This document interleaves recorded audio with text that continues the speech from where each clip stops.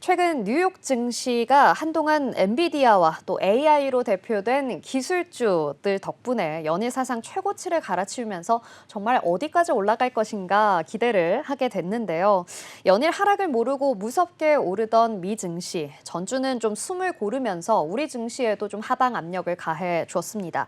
이 반도체와 AI 조정과 또 달러 강세로 인한 압력이 좀 거셌던 것 같은데요. 앞으로 우리 시장 전망 그리고 하반기의 투자 전략 함께 세워보도록 하겠습니다. 세종대학교 경영학과 김대종 교수님 나와주셨습니다. 교수님 안녕하세요. 예, 안녕하십니까.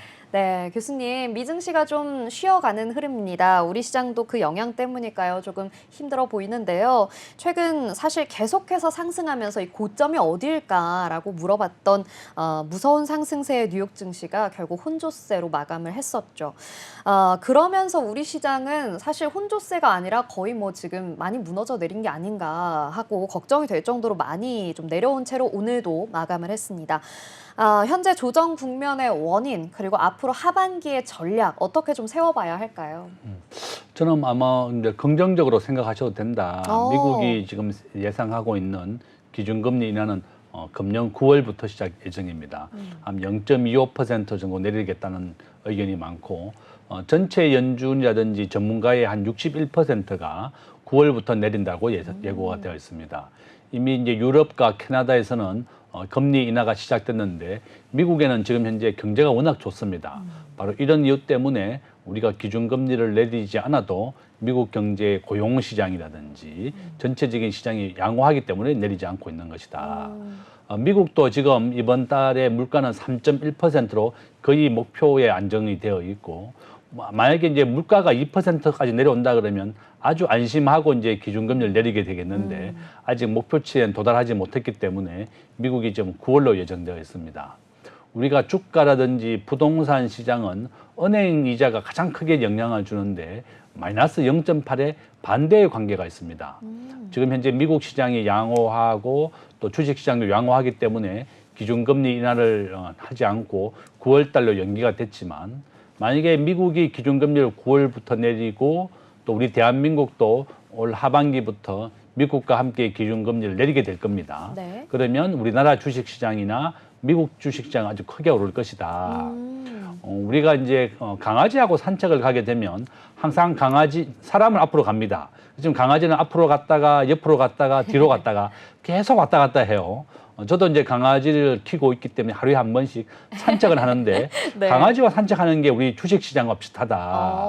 우리가 국가라든지 삼성전자나 기업들의 GDP나 시가총액은 계속 증가하지만 이렇게 주식시장은 강아지같이 앞으로 갔다 뒤로 갔다 계속 이렇게 변동을 합니다. 그렇지만 내가 주식을 투자하는 가장 큰 이유는 은퇴한 이후에 노후 대비를 위한 자금이다 이렇게 생각해야 됩니다. 네. 이것이 일시적으로 뭐 10%, 20% 내렸지만 장기적으로는 경제가 계속 성장하고 발전하기 때문에 거기에 흔들려서는 안 된다. 어차피 내가 주식을 한번 사면 최소한 10년 동안은 나와 함께 한다 이런 생각을 가지고 하셔야 되겠고 제가 말씀드린 것처럼 글로벌 시가총액 비중이 미국이 60%고 한국은 1.5%밖에 안 됩니다. 그래서 미국의 한 90%, 1등 주식. 지금 보니까 미국의 마이크로소프트, 애플, 엔비디아가 거의 근소한 차이로 1, 2, 3등을 지금 번갈아 가면서 하고 있습니다. 하루에 한 번씩 시가총액 1등이 바뀌는 아주 혼란스러운 상황이지만 이 세 종목을 골고루 투자하시고 앞으로 계속 장기 투자한다 이런 생각을 가진다 그러면 저는 아주 좋겠다 이렇게 또 말씀을 드리겠습니다. 네, 그렇군요. 앞으로 좀 장기적으로 보자. 너무 짧게 보지 말고 장기 투자하는 전략으로 가져가자라고 이야기를 해주셨습니다. 하반기에는 여러분 조금 진득하니 우리 계좌를 좀 지켜보는 그런 마음이 필요할 것 같네요. 자, 그렇다면 사실 미증시에서 이 녀석 이야기를 안 할 수가 없습니다. 최근에 굉장히 무섭게 올라왔었습니다. 시총 1위까지 탈환했었던 엔비디아 이야기인데요. 지금 시총 3위로 다시 미끄러져 내려왔습니다. 이게 단순히 좀 차익 실현성이라고 보기에는 너무나 이례적인 하락인데요. 이틀 연속 하락세로 결국에는 시총 3위라는 성적표를 받아들게 된 엔비디아. 이 승자의 저주라고 볼 수 있을까요? 엔비디아의 앞으로의 전망은 어떻게 보시나요, 교수님? 저는 아마 뭐 좀 더 성장할 것이다. 이거는 일시적인 조정은 있지만 장기적으로 인공지능이 앞으로 계속 상승 추세에 있습니다. 미국의 포버스지는 앞으로 한 10배 정도는 더 오를 것이다. 이렇게 아주 낙관 전망적인 내놨는데 네. 지금 현재보다도 한 10배나 더 오른다 이런 의미인데요. 네. 그럼 믿을 수가 없죠. 네. 누구나가 이제 개인의 의견 차이는 있을 것이고 미국의 포버스지는 본인들은 그렇게 앞으로 인공지능이 모든 기업이 도입이 될 것이고 테슬라의 일론 머스크도 엔비디아의 지금 현재 반도체가 인공지능 반도체가 한 5천만 원 정도 합니다. 테슬라가 꿈꾸고 있는 인공지능 연구소 설립에 이런 5천만 원짜리 반도체가 한 10만 개 정도 필요합니다. 그러면 구매를 해야 되는 반도체 개수만 수조 원이다. 네. 바로 이런 이유 때문에 앞으로 인공지능이 앞으로 전 세계 경제의 화두가 될 것이고 지금 엔비디아는 전 세계 인공지능 반도체 90%를 공급하고 있습니다. 영업이익률은 무려 65%입니다. 만 원짜리를 하나 팔면 6,500원이 남는 게 바로 엔비디아입니다. 엔비디아는 직접 제조를 하지 않고 설계만 할 뿐이고 엔비디아가 설계한 반도체의 설계를 가지고 대만의 TSMC가 제조를 하는 겁니다. 네. 미국에 있는 애플도 마찬가지입니다. 애플은 스마트폰을 설계만 할 뿐이고 전부 다 제조는 대만과 미국, 중국에서 하는 겁니다. 이와 같이 미국의 우량한 기업들은 전부 다 디자인과 설계 중심의 기업이다. 그러니까 영업이익률이 애플은 한 30% 정도 되고 엔비디아는 65%다. 우리나라 강원랜드의 영업이익률이 한 50% 정도 됩니다. 아, 그래요? 한 절반 정도 남는데 네. 삼성전자도 반도체에서 막대한 이익이 납니다. 우리가 보통 현대자동차의 영업이익률은 5% 정도밖에 안 됩니다. 만 원짜리 물건 팔면 겨우 5%만 남는데 네. 이렇게 엔비디아는 65%라는 경이적인 이익률 때문에 주가가 급등을 했었고 이게 엔비디아가 2021년도에 4주로 액면 분할이 됐었고 그다음에 이번에 10주로 액면 분할이 됐습니다. 네. 그러니까 한 주를 가졌던 사람은 40주가 된 거다. 그렇게 볼 수가 있고요. 그러네요. 네. 저도 2020년 그 정도에 애플과 엔비디아를 조금씩 사놨는데 정말요? 그게 40배로 불어난 겁니다. 그러니까 이제 미국의 우량한 반도체라든지 애플이라든지 저는 항상 미국의 우량한 주식을 사라고 그러지 않습니까? 그죠? 네. 미국의 애플, 마이크로소프트, 엔비디아 같은 경우가 우량한 주식인데 애플은 한 주가 220주로 액면 분할이 됐습니다. 그 가격이 항상 애플은 한 400달러 언저리에 오게 되면 액면 분할을 합니다. 100달러의 액면 분할이 됐다가 지금 200달러까지 왔었고 엔비디아도 마찬가지다. 그래서 결론은 미국의 이와 같이 전 세계 기술을 주도하고 있는 애플, 마이크로소프트, 엔비디아 같은 주식은 액면 분할을 계속하게 됩니다. 네. 그러니까 저는 항상 이런 우량한 주식에 장기 투자를 하고 한다 그러면 계속 성장할 것이고 앞으로 인공지능을 도입한 기업은 살아남겠지만 인공지능을 도입하지 못한 기업은 도태되고 망할 것이다. 저는 엔비디아가 일시적인 조정은 있지만 네. 장기적으로는 성장한다. 이번 조정이 뭐 한 20%, 30%까지 낼 수도 있습니다. 네. 그렇지만 어차피 대세는 성장하고 있기 때문에 너무 긴장하지 마라. 뭐 그렇게 또 말씀을 드리겠습니다. 네, 알겠습니다. 그러니까 엔비디아 지금 잠깐 조정을 받는 것이지 계속해서 또 하락할 것은 아니다. 또 AI를 가지고 있는 그런 종목들은 계속 상승 흐름을 가질 수 있다라는 이야기 해주셨습니다. 너무 걱정하지 않으셔도 될 것 같다라는 이야기까지 덧붙여 주셨어요.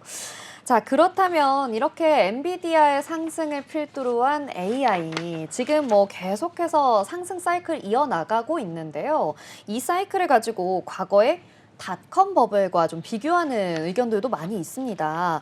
엔비디아를 위주로 한 이 AI주 열풍과 닷컴 버블, 어떻게 좀 비교를 해볼 수 있을까요? 닮은 점, 다른 점이 좀 있을까요? 제가 이제 2000년도에 정권회사에 근무할 때인데요. 네. 그 당시에 닷컴버블의 최고가 이제 새로움 기술이라는 겁니다. 새로움 기술은 우리가 미국에 전화를 할 때 유선 전화로 한다 그러면 뭐 시간당 뭐 10,000원 막 이렇게 엄청난 비용을 내고 네. 전화를 했습니다. 네. 우리가 만약에 1분에 뭐 1,000원, 2,000원이었기 때문에 1시간 하면 몇만 원씩 전화 요금이 나왔습니다. 이 새로움 기술이라고 하는 것은 인터넷 전용망을 통해서 전화를 하기 때문에 무료 통화를 할 수 있었던 겁니다. 그러니까 인터넷 전화가 바로 새로운 기술이다 이렇게 보면 되겠고 네. 당시에 PER 주가 수익이 EPS의 1000배까지 올랐었습니다. 지금 현재 기준으로 엔비디아가 PER이 지금 한 100배 정도 됩니다. 네, 50에서 네. 한 100배 정도 된다. 엄청났네요. 실적이 얼마나 나오느냐에 달려 있는데 지금 엔비디아는 영업이익률 65%이고 매출액은 분기마다 한 100%에서 50%까지 증가하고 있습니다. 실질적으로 실적이 있었기 때문에 엔비디아가 올랐다. 우리는 주가라고 하는 것은 미래의 현금 흐름을 현재 가치화한 것 플러스 투자 심리가 바로 주가입니다.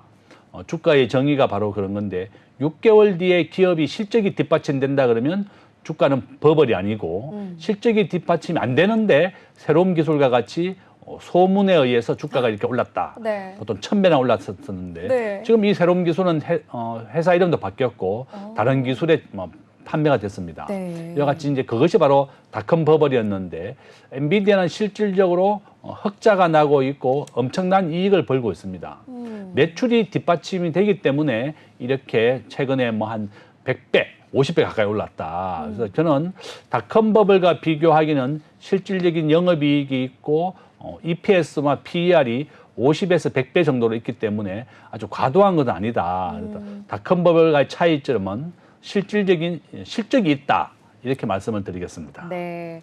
실적을 내지 못해서 사라져간 것과 다르게 우리 엔비디아는 실적을 계속해서 내주고 있다라는 부분이 좀 다른 점일 수 있다라고 이야기를 해주셨네요.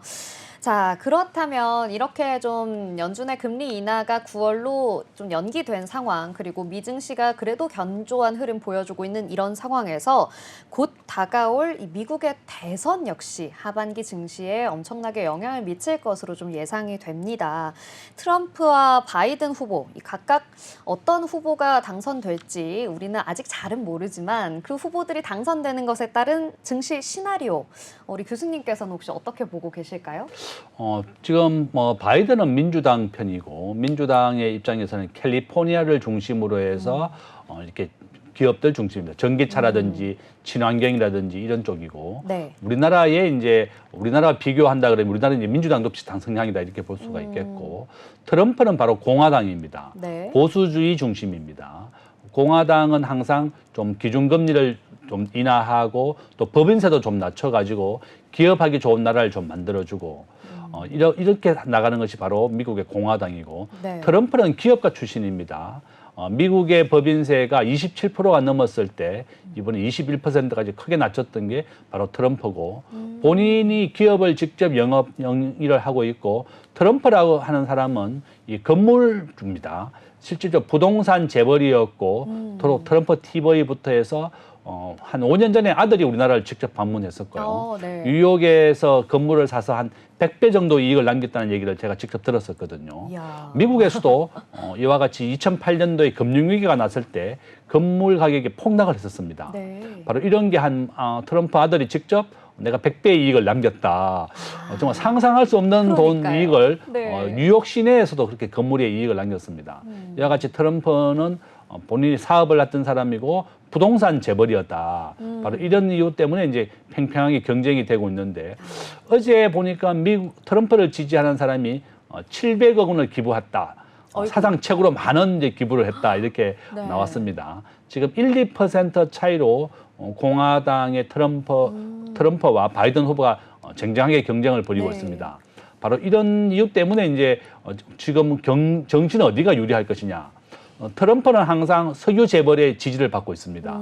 석유 재벌이나 기존의 보수주의자들의 지지를 받고 있는 거고 IT라든지 이런 기업이 바이든의 지지를 하고 있습니다. 바로 이런 이유 때문에 어느 대통령이 되느냐에 따라서 아주 좀 혼란스러울 것이고 그러네요. 미국 중심이 바로 트럼프 중심입니다. 미국이 우선시되고 미국의 가난한 백인들은 전부 다 트럼프를 지지하고 있습니다. 네. 그래서 우크라이나 전쟁도 미국이 발을 뺄 가능성이 높다. 지금 현재 지금 바이든은 적극적으로 좀 전쟁을 좀 빨리 좀 종식시키고자 하는데 네. 원래 우크라이나는 핵무기가 1,700개나 있었습니다. 미국이 지켜준다는 약속을 하면서 전부 다 1,700개를 다 없앴는데 지금 미국이 발을 뺀다면 우크라이나만 아주 억울하게 된 그렇죠. 거죠. 네. 모든 나라가 절대 미국을 믿어서는 안 되고 자주국방을 충분히 해야 된다.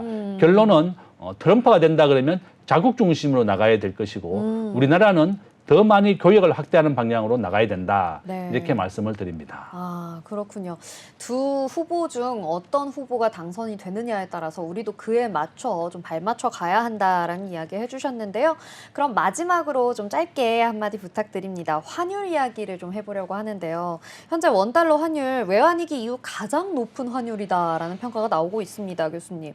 언제쯤 이 환율 좀 안정화될 수 있을까요? 난리가 났어요, 교수님. 저는 아마 제가 항상 위기를 얘기했습니다. 네. 우리나라 자체의 외환 보유고가 GDP의 21%밖에 안 됩니다. 대만은 70%는 보유하고 있고 홍콩, 싱가포르 등 외환 위기에 철저하게 대비하고 있는데 우리나라 외환 보유고 현금이 3%밖에 없습니다. 국가 GDP의 20%밖에 안 되는 아주 낮은 나라고 항상 반복되어 일어납니다. 바로 이런 이유 때문에 미국 주식을 투자하는 이유가 바로 환 차익이 한 10% 이상 차익이 나게 됩니다. 우리나라 원달러 환율은 85% 확률로 우상향합니다. 왜냐하면 전 세계 국제 결제에서 달러가 결제되는 비중은 60%이고 한국은 0.1%, 35위밖에 안 됩니다. 그렇군요. 미국 중심의 사회가 계속되고 있고 시가총액에서도 미국이 계속 60% 이상을 넘어서고 있습니다. 바로 이런 이유 때문에 원달러 환율은 계속 우상향한다.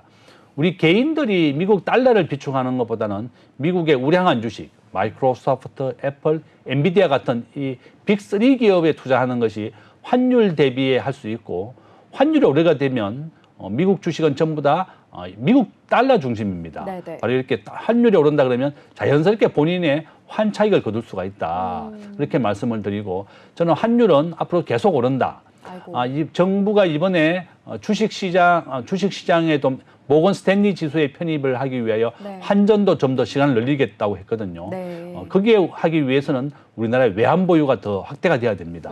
이런 여러 가지 조건을 본다 그러면 앞으로 환율은 당분간 계속 오를 수가 있다.